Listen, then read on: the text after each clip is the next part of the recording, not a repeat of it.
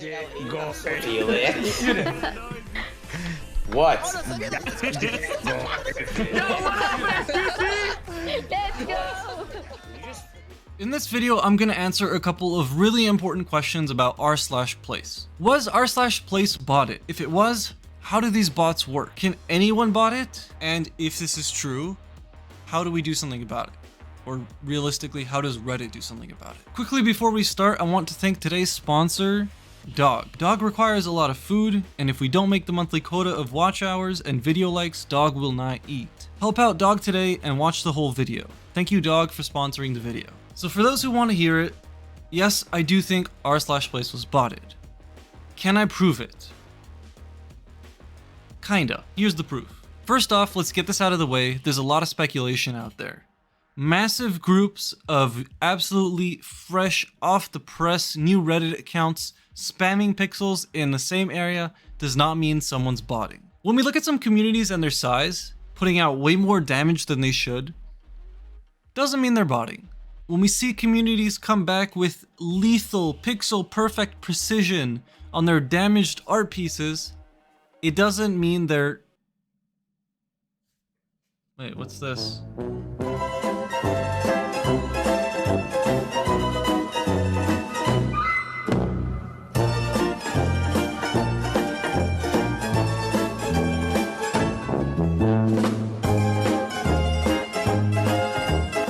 There's a bot you can use. There's a script you can use if you want to like defend the homeland, and it'll be on Discord as well. That's where it is. Where Hoscord is up all the time, 24/7. Well, I guess they are botting. Here's the thing, not all bots are made equally. So to make the next part of this video make sense, I'm going to treat it like a Mafia boss family, where we're going to start at the bottom and work our way to the top. So starting off at the bottom, we got the goons. These guys are like the artists of the community.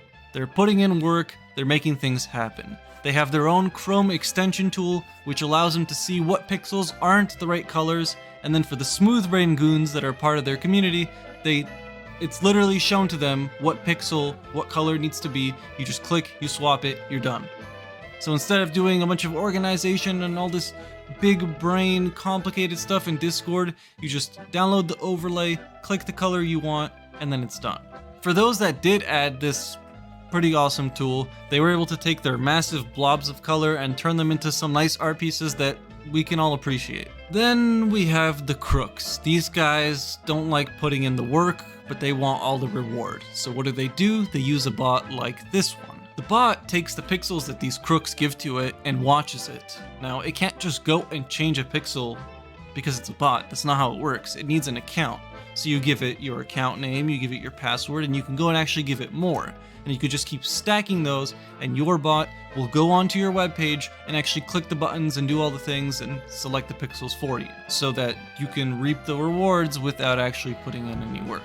All you gotta do is just have a little bit of computer space and you're good to go. The one problem with this is crooks are not always the smartest, and they tend to go to what's big and flashy. So a lot of the time, really populated pixel areas were super strong and fortified, whereas the edges and places that people don't really care about were super weak and vulnerable for attacks. And this is where we move up a level to the capo regime.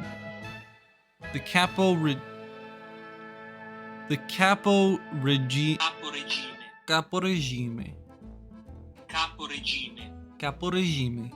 think I got that right. The capo controls the crooks. And what they did was they added another level, another bot on top of the one that we just talked about. So the capo will send the information of what pixels and you take care of this and you take care of that, but instead of having the crooks do it, they just send it straight to their bots. So the capos are pretty much creating a botnet using their crooks. All the crooks have to do is really provide a computer with account names and passwords, and the capo will take care of the rest. The capo regime.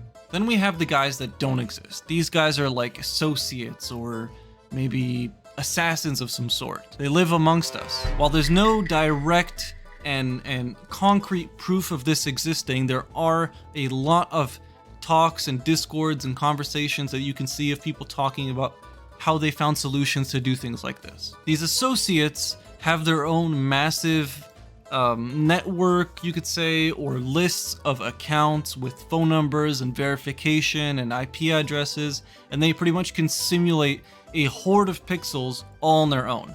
So they have this massive amount of power that they control by themselves. Once it's all set up, these assassins, these associates can be hired by the Dons to go and take control of certain areas or do certain things. With as much power as they have, they're not really treated like a normal crook or goon in terms of the Mafia family that is r/place. And I guess in our case, the Don would be like a big streamer or a leader of a certain community. It's people that were appointed to kind of point fingers and order people to, hey, change that pixel to blue, and you know, those kind of guys. Those are the Don in this scenario. Also, while all this was going on, it was kind of funny. There's this one group that I'm going to call the Tryhards. I'm going to have to read this off my phone because it's really hard to believe. These guys took it so seriously, which was quite interesting to see, that they were doing things like setting up enlistment pages where you can sign yourself up and you'll be appointed pixels to take care of. They had things like everyone with a birthday in February takes care of this sector, and everyone with a birthday in May will take care of that sector. They were actually splitting it up by birth date. They had like Discord calls with all the heads in one, and then all their crooks and goons and others, and they were kind of like trickling down instructions to each one. They really turned it into like a Mafia family of who does what, and it goes all the way up to the Don. It kind of reminds me of that scene in Wolf of Wall Street where they're all being hectic in that one room screaming on the phones, but at the end of the day, they're making the big cheese. They're making big money, and the Don is absolutely happy. Besides those, the rest is really unknown. This probably mixes between those options, some guys that took a little bit of each one and mixed them together, but in reality, there were a lot of people that spent their waking hours, their waking periods, every 5 minutes listening for that ding, clicking a pixel, changing the color, and then going back to their normal lives. So to the next question, can anyone use a bot? Yeah, pretty much. A lot of these were built for absolute noobs. They even have instructions on like, hey, you download this, you type CMD, you open your command console, you type one command, and you're done. So you literally have to type 1 or 2 words and you're technically done. The bot will run for you in the background, go back to your normal day. And with the special ones that they can control, or they can send you without you knowing, they'll just have your bot running in the background, but they'll send you the pixels that you need to operate. They can just control everyone without having to actually give instructions and tell everyone what to do. They just do it on their computer, and the bots will just take over it. So it's kind of like a botnet. Then it comes down to what can we do to stop it? And in reality, there's not much. The thing is, from a developer standpoint, when you look at these bots, a lot of these bots navigate the website using the information that the website gives it. So for example, if I want the bot to click a button, I have to give it the button name. It has to look for that button name, and once it finds it, it'll click it. If Reddit can do stuff like changing those names all the time and changing the numbers of the pixels and just spoofing all the information the bot needs to use to go around, so kind of like taking a map and changing the names and changing the street names and all that, the bot's gonna get lost, and every time the developer tries to fix it and reorganize it, whatever they do, it's just gonna get screwed with again, and it's just not going to work.